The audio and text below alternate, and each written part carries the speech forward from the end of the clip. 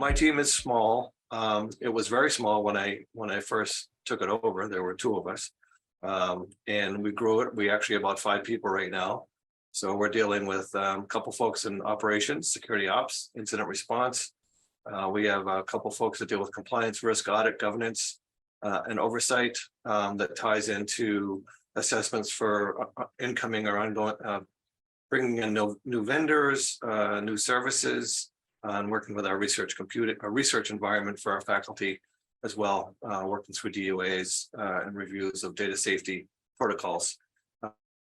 So it's a small, lean group, and we run fairly efficiently, and we leverage external services as needed.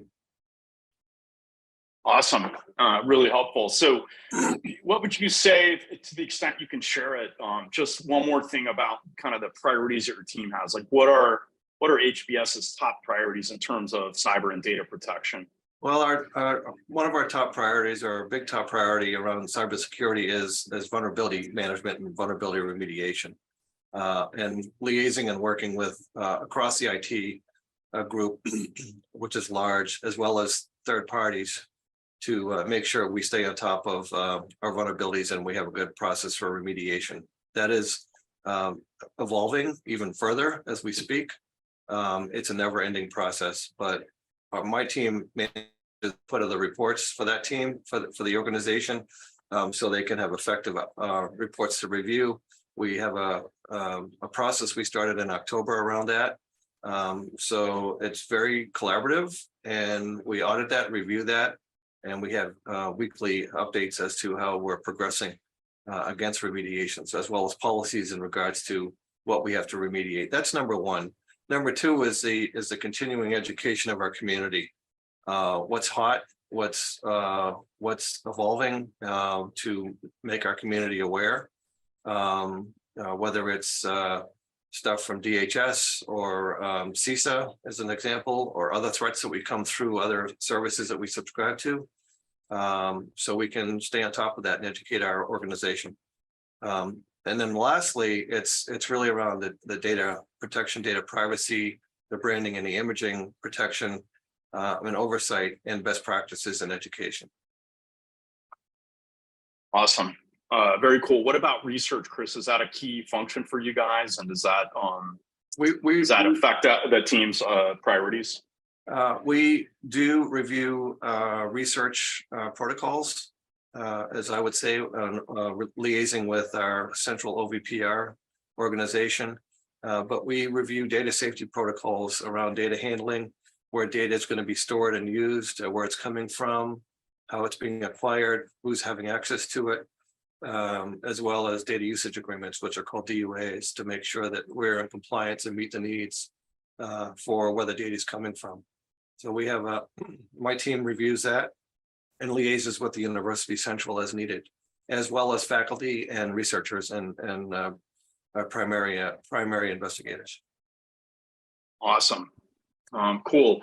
Well, maybe you can take a few minutes and define for everybody, cyber incident obviously is somewhat of a nebulous term. It can mean different things to different people. When you guys talk about cyber incidents at HBS and on your team, like, how do you define them?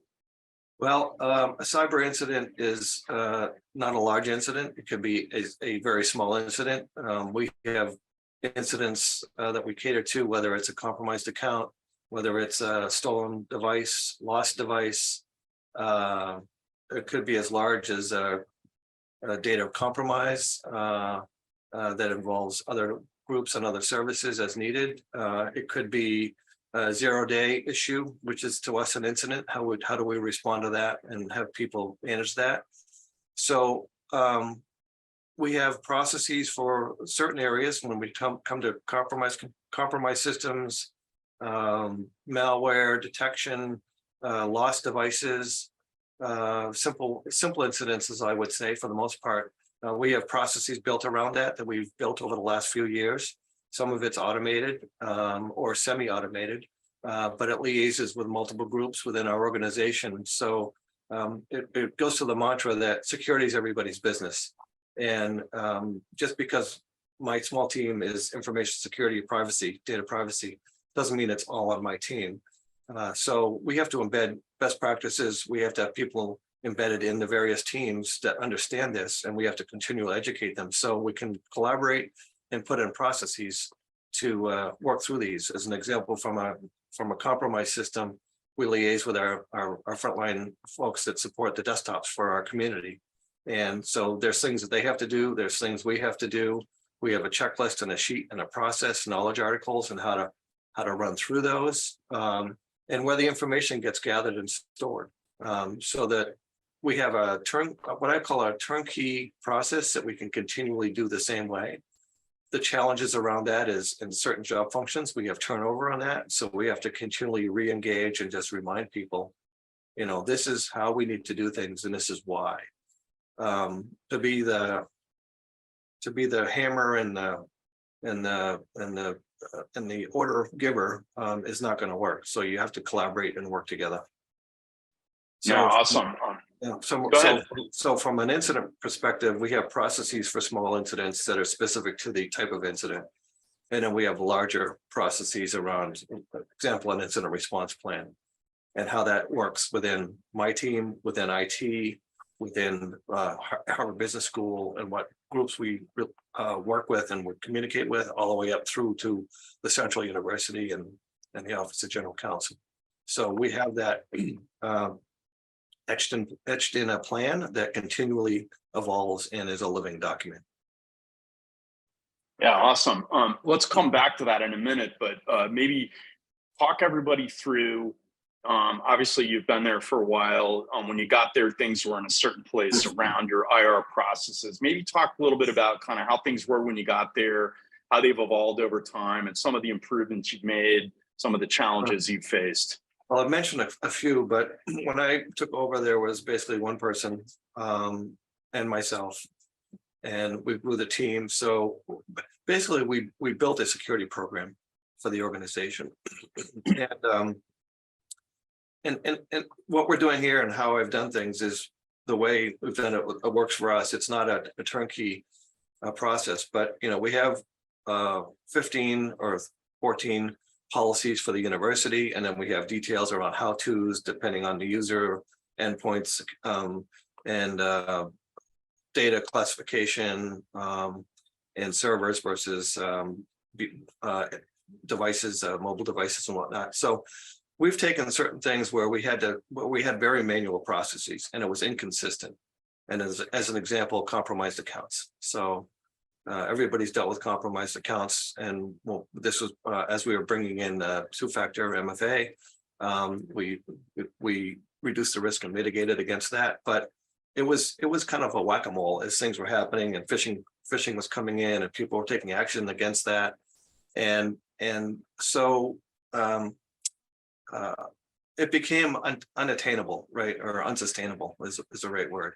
So how do we improve this? So liaising with our technical team, we built processes around compromised accounts about things that we could automate, as an example, for process improvement on that, which was huge, where an alert would come in based on some tools that we have, and then instantaneously an individual in different roles can take action based on the issue as a compromised account, which will basically lock the account, do some back-end cleanup, notify individuals, notify my team, and there would be an interview process and a review to take place as part of a checklist, which we defined to determine exactly what happened. Was it an error link that was clicked on? If it was, what did you do? What information did you give? Did you give information?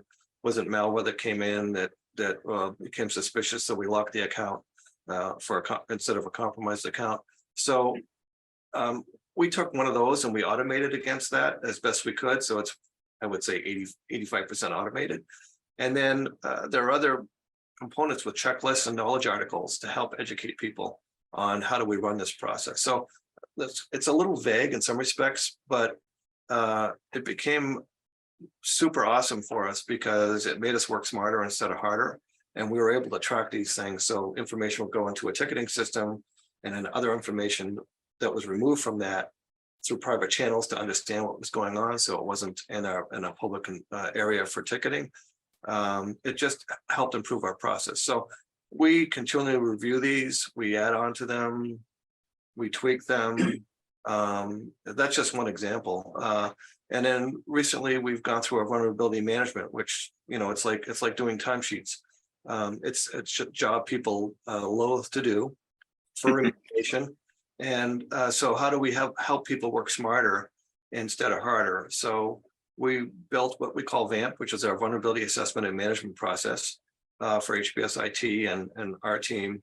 And it becomes a central point for consistency around vulnerability reporting, for the tools that we use, how do we classify them, and then how do we do the remediation, and how do we drill down so we can see each group that needs to do the work can understand what they need to do, rather than just getting this big sheet of stuff that is really hard to look at. So it took us 3 months to put that in place, and it's a living process and living document that we're continuing to evolve.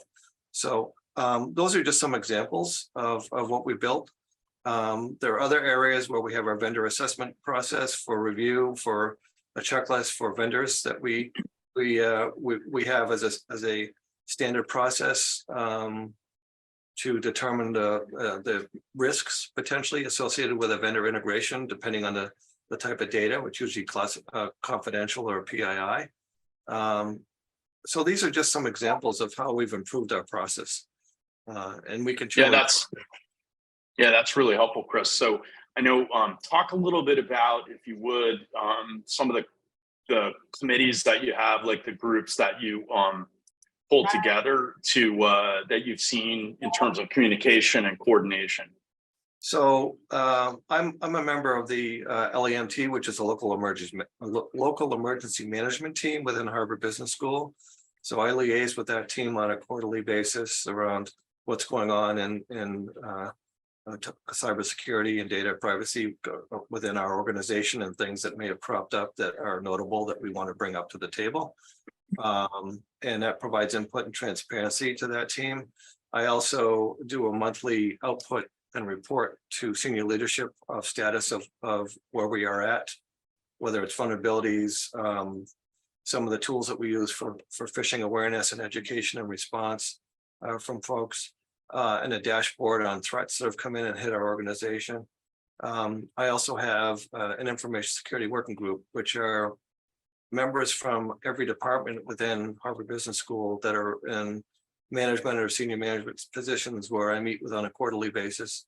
And again, it's information sharing, it's getting back from that community for things that may be coming out that are new policies, threats that have happened that we've mitigated, and how we've done that with the information that we can share. So it provides an opportunity for us to collaborate and build relationships.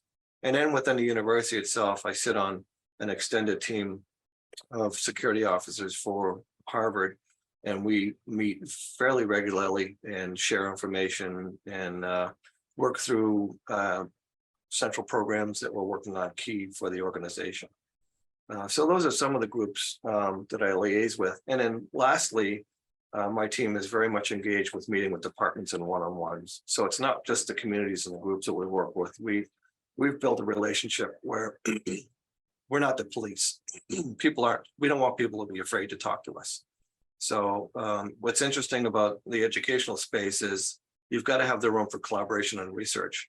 So you've got to build that relationship to help people get to where they need to go and understand the risks associated with that, and decide where's the trade-off and who's going to assume what, and what compensating controls can be put in place. So I'm going a little off script here from the question you asked, but it's all part of building those relationships and letting people know you want to work with them, instead of being a hand to say, no, I can't do this. Yeah, no, that's perfect, Chris. And, I know we've talked about prevention, right? Maybe riff on that, like, because these get-togethers, these relationships you're building, they're all in that spirit of like, hey, let's be ready if and when something happens, correct? Yes, it is. It's not only to educate best practices and prevention, but it's also to help people understand how we work and why we do what we do. Classification matrix, what does that mean? You need to talk to people about that continually, PII versus confidential versus, level 2, level 1, what does that really mean? People don't understand that. So you have to give them examples. You have to continue to educate them. So that process happens on an annual basis. We do it every year, continually, as an example. So if you're going to put yourself in a box and just stick your head out when something bad happens, you're not going to build those relationships, and then people are not going to have that trust with you. And you have to inform people, and that. So it's worked out really well for our organization. We are in a hybrid world. We have been for 3 years almost. So we deal with the fact that people are now working at home, and they're using personal devices, and they're using university devices. So how do we deal with that? And we've done a lot of education around the hybrid worlds and the best practices around how do I best protect the data and use the resources for the university. So that's where it comes into play too. So it's always ongoing. Yeah, very, very helpful, Chris. One more. So tabletops, I think you've mentioned this before. Are tabletops a part of how you work with everybody?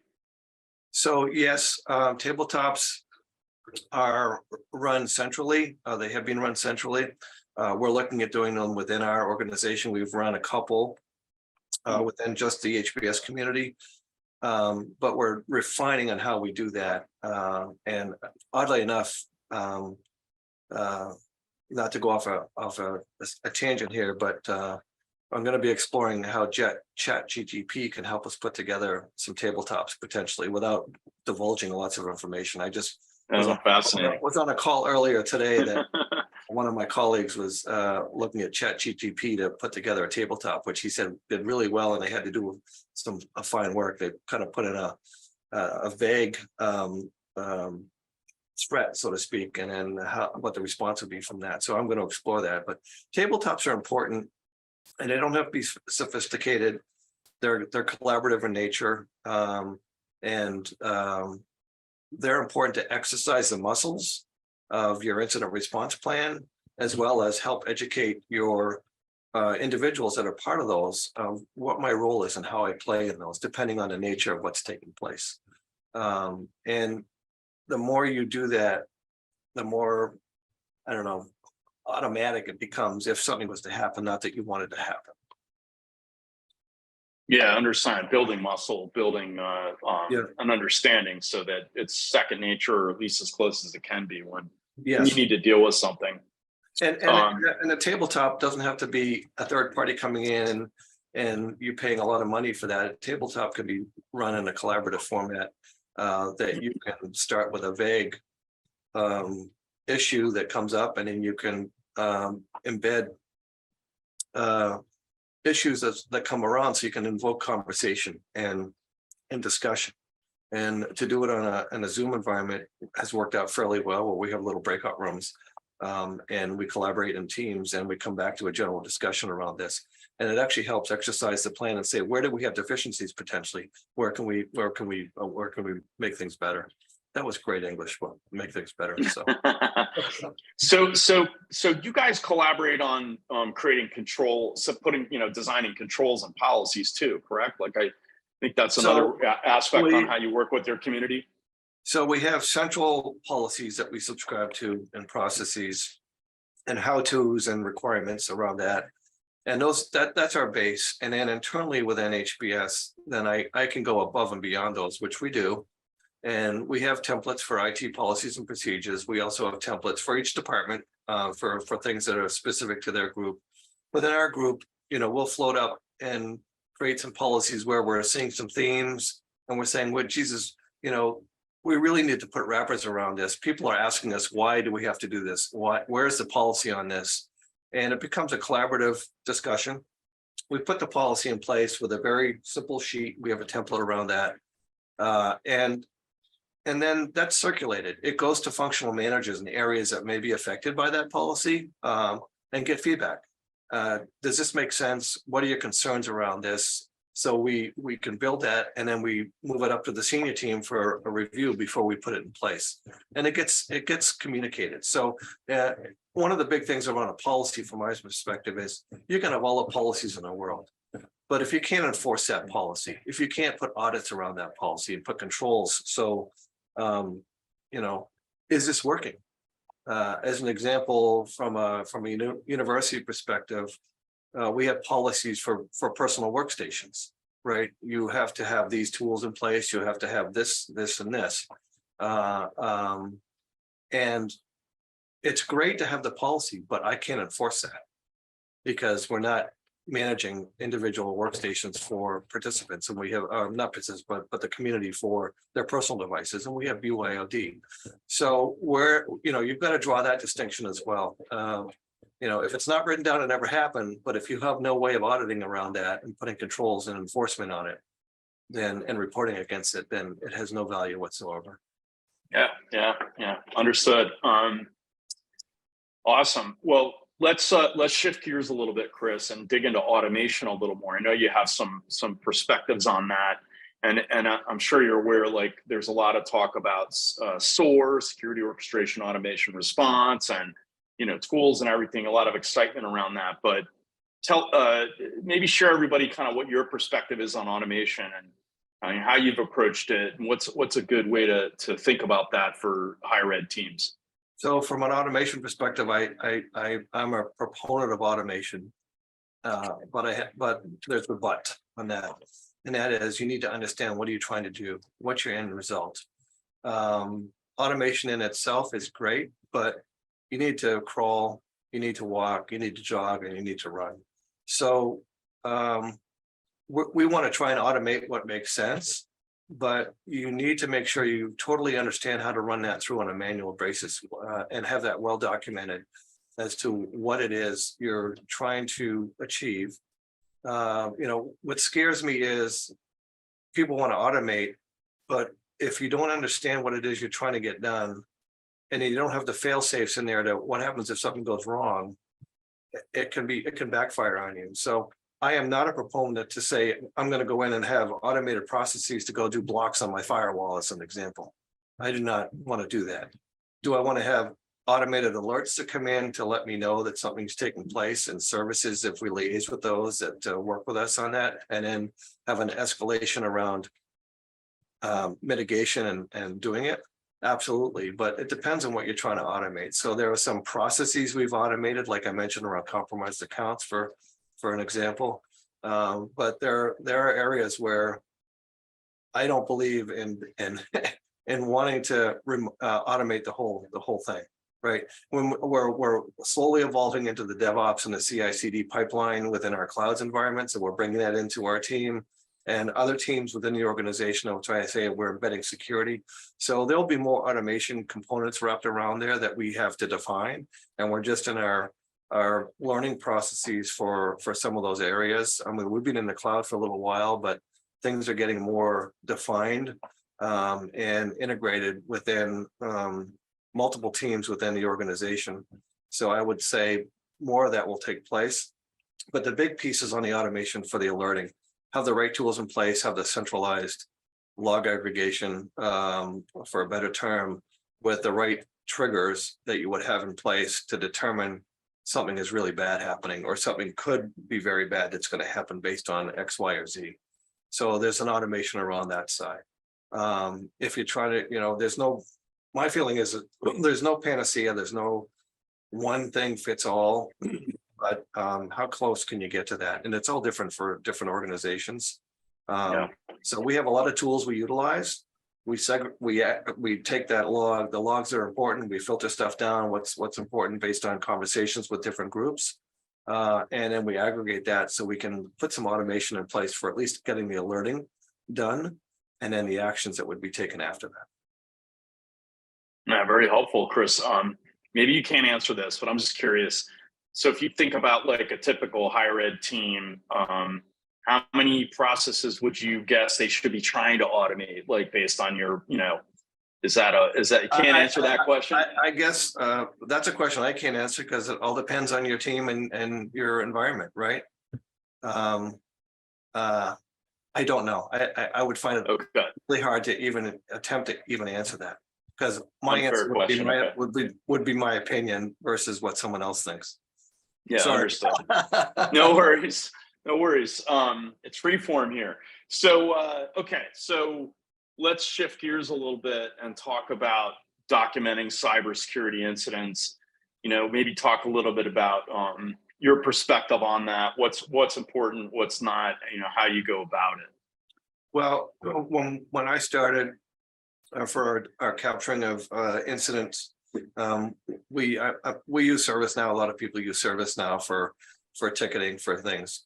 We do not store information in ServiceNow for incidents other than a trigger that then we bring into our team and work offline.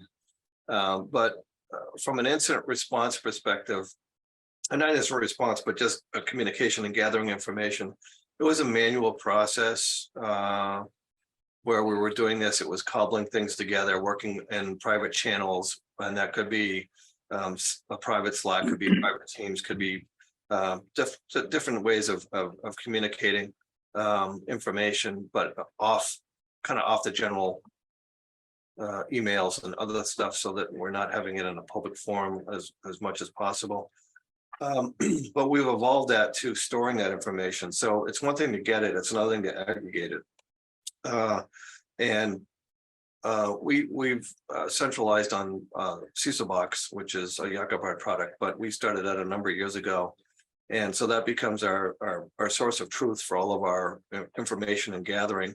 And it's limited to my 5 people on my team, and not tied into our Active Directory, and not tied into our ticketing system. And a lot of people may think that's kind of weird, but ServiceNow is publicly searchable for people that have access to it. So what we don't want to have is a lot of information in there that could be consumed and it's confidential, but it provides a source of truth for us where we can carry the artifacts, emails, attachments, logs, any information, and then I can do some reporting out of it, which helps. And then from a private channel communications perspective, we have private Slack channels, and we have private team channels for some need to know only, but it's controlled and limited to who needs to be involved in these processes, and it's documented in our process and our incident response plans of how we handle that communication. There's a lot of sensitive information that we could be gathering. We liaise with law enforcement, both at Harvard Police and our liaisons outside of that at times. So you've just got to be sensitive to the information that you're acquiring. The ability that, OME is in place right now is so we can utilize that, which came to fruition. We also have other means of sending secure information back and forth. But we have that single repository that we treat as level 4 confidential PII data that has a very limited scope of who has access to it. And it's worked out really well for us because before it was cobbling together stuff and working in a secure area, but it was very manual in process and it was very cumbersome. So we've been able to execute on that and work fairly, I guess, seamlessly, and being able to aggregate that and it puts things at my fingertips. So I know, not to beat a dead horse, but you mentioned level 4 data, PII, like in terms of like where this is located, this repository on your network, like, can you just elaborate on that a little bit? I'll elaborate on it and say that it is protected like we would protect any other PII piece of data or information within our central environment. We have controls in place, we have auditing in place, we have tools in place to look for nefarious movement, and we treat it as such. I don't think I want to get any, Yeah. I will say it's on-prem, it's not cloud-based, and that way we have our controls around it, but I don't think I want to divulge much more than that. Yeah, that's perfect, Chris. And then I know you talked a second ago about integrations, like for data like that, like, what's your perspective on connecting it to external systems, right? And why do you have that perspective? Well, so I have it local, in the sense for local accounts. I don't want to tie it into Active Directory in the event something happens there. And I don't want to attach to anything else where it could be an opportunity for lateral movement, where something could traverse and connect into it. So we have it very well Nothing's perfect. Let me say this, nothing is perfect. If someone Yeah. wants to get something, they will do their darndest to get there, right? But as best we can, we've isolated it and have it limited to the 5 people on my team that have access to it only. Yeah, very helpful. So just let's get to our final topic here, or our final session here, and then we'll take some questions. I see Stephen Montanaro has a question for us, but before we do that, Chris, just to wrap things up, any parting words of wisdom, any kind of final advice for everybody in the audience before we move to questions? I think it's really important, like I mentioned, to have the relationships and build those relationships and be collaborative. It's really important to understand the business need so that you can execute and understand risk. It's also really important to educate and get out there and meet your folks, whether virtually or personally, and not be the hammer and say you will and you shall, and if you don't, too bad. My job is not to say yes or no.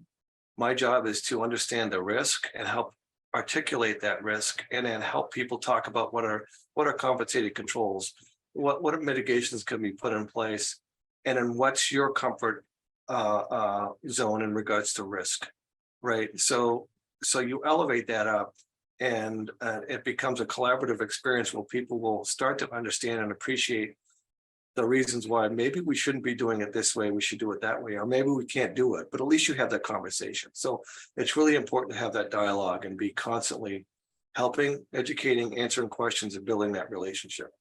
So you're not the hammer. All right, fantastic. All right, folks. Well, that brings us to the end of our discussion here, and so we've got some questions. I'm going to get those to Chris, and he'll give you some feedback here. So the first one I want to throw out there, Chris, is about the HECVAT. So the question is, are you using the HECVAT for third-party vendors? No. And have you automated this process? We're not using HECVAC. I know what that is. We looked at it. I looked at it as very complex, but at the same point, from the management and oversight on that, it's huge in regards to how do you continually support it on the back end. I forget the university where that comes in, but we have a checklist process. It's not automated. It is set up where we have an intake form that we take in to understand it initially. What to determine, is it confidential or PII data? If it's neither of the above, and it's not going to integrate within our ecosystem, then I don't have to do a vendor assessment. We have other contracts through strategic procurement that deal with data protection riders, GDPR, data privacy, as well as dealing with vendors and vendor relationships and SaaS services and whatnot. So we have contractual language that gets reviewed as we go through that. But the vendor assessment is not automated. But we have like I said, we have the intake form, and then we have a more detailed form that goes to an individual who is our point contact that will submit that to a third party for them to fill out. And we try to get that done within a 2-week period. And then we also have a relationship with CyberGRX. So we'll also get the business review from CyberGRX if it's warranted. So I hope that answers your question. Yeah, awesome. So another question here about Jacobod's product specifically. The question is your team using SysObox, which, by the way, everybody is now called Jacobod Cyber Incident Manager, just so you're not confused. But is your team using SysObox for vulnerability management also, or just incident response? We are using it for vulnerabilities when they get reported in regards to becoming an incident. But for vulnerability management, we are not using it. Awesome. So another question for you, Chris. We all know that privacy is increasingly important. particularly for higher ed. Can you just talk a little bit about how privacy is slotting into your work and how HBS is handling that? Sure. So Michael Tranduff is the CISO for the overall university, and he's coined the term PrivSec, privacy security, which is beginning to become ingrained within our organization. We have principles, data privacy principles that are being worked on to be formalized fairly soon. But it is ingrained in my work and my team. We liaise with our global support teams around data privacy, whether it's POPIA in South Africa or PPI, I think it's PPIL in China, CCPA California. So what we're trying to do is how do we take a lot of the general themes out of these and generalize some of this from a data privacy perspective? So it's an evolution. There's actually a member of my team that's working with IAPP, Institute of Association of Privacy Practitioners or Professionals. So we're going through some training on that. I have an individual on my team that's focusing more on that so we can work specifically in data privacy. So we don't have a separate chief data officer as an example. Awesome. Okay, one more question here. How do you collaborate on incidents that involve sensitive data? How do you share data with the people they need to know without, breaching confidentiality? So we basically, as needed, we have this, what I call the circle of trust that comes from one of the Fockers movies, I believe. But anyways, I build a circle of trust. I have a definition of defined who I would liaise with, but there are certain members of the team that get brought in as needed. They are told this is confidential. They are told not to discuss and divulge. And there are times when their managers don't even know what's happening. I kind of give the manager a head up and say, look, I pulled this person into this. I can't tell you why. This is other than we need his time. People are very understanding of that.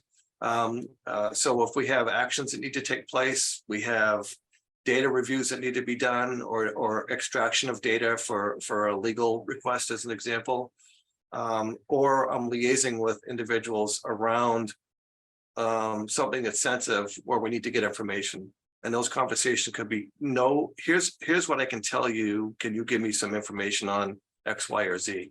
From a channels of communication, it's very, like I said, it's very restrictive.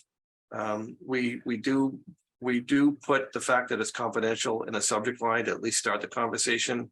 We use OME out. I forget what it's called right now, but it's the encrypted emails through Outlook as needed. And we also have some other tools for transferring large data items. And so depends on who it is, depends on what it is, but they're briefed up front to let them know that this is something that is a small circle and you need to know only. So we contain it right at the top, right at the start. I hope that answers the question. Yeah, no, it's really helpful. You ever heard this term OPSEC or operational security? Have you ever studied up on that at all? Okay, it's a DoD intelligence community thing. I think the term originated around the Vietnam War, and the basic idea is, people are watching you and they're listening to you, and so you can inadvertently reveal things that that you really didn't want people to know if you're not careful about how you communicate. And so there's a whole, body of work and set of procedures and training and everything around this. It tends to be really government oriented. I know people in that are in law enforcement type roles in the government have this kind of training, but it's something to be aware of. And I think in 2023, with the kinds of things we have to deal with, it's a useful idea. So folks on the call may want to just go Google OPSEC and read up a little bit on it and see if it can add any value. But it comes back to what you were just talking about, Chris, like standard ways of going about doing things that let you get the job done, but also account for the fact that you've got information that you really can't share or that can't get out there. So OPSEC, operational security. So another question for you, Chris. This is from our audience, and the question is, what did you find worked to help build a culture of cybersecurity among staff, faculty, and students?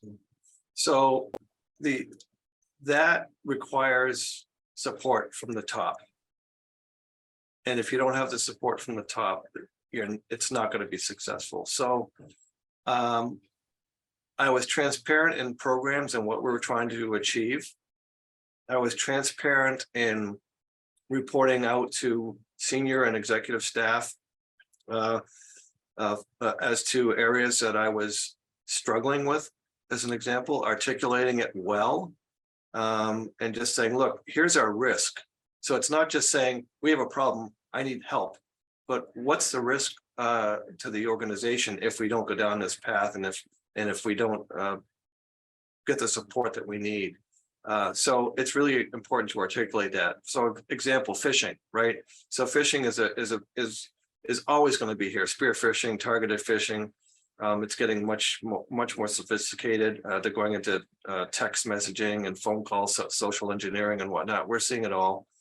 But when I first wanted to bring the ability to push this forward in the organization, we need to build educational awareness around phishing, especially for our faculty and our VIPs and folks dealing with sensitive information. It took a lot of conversations. It took many rounds. And then it was like the light bulb went off. Like, oh, wow. It's like, I could have had a V8 moment. That can happen. And then if that happens, this is going to happen. That's going to happen. It's going to be a brand. It's going to be an image issue. It's going to be financial impact to the organization. So you can turn that into an educational exercise to help articulate why it's important and have a solo program and be transparent with the output of that to show the success rate. The other piece to that is as you're bringing things in, show the ROI on that or the TCO, right? And that doesn't have to be just dollars and cents. That could be around the community consumables in regards to how you're preparing the community and helping the community from potential impact. So I hope that helps. Yeah, absolutely, Chris. Any other burning questions or topics that you want to get out there before we wrap things up? It's been super awesome. No, I have a couple mantras. Security is everybody's business. That needs to be ingrained in the organization. And the other slogan I have is think before you click. It's really important. We work in a fast-paced world. We don't check where the message is coming from. And it's going to bite you in the butt. And you've got to be suspicious about this stuff and really check. And the other piece, just as a framework, is if you question the authenticity of the email or the text you got, make sure you go out of band, and communicate with that person through a different channel versus what was provided to you. If not, you're calling the bad guys. Yeah, fantastic. All right, folks. Thank you so much for coming out today. Chris, thanks a lot for sharing all your wisdom with us. That was really awesome.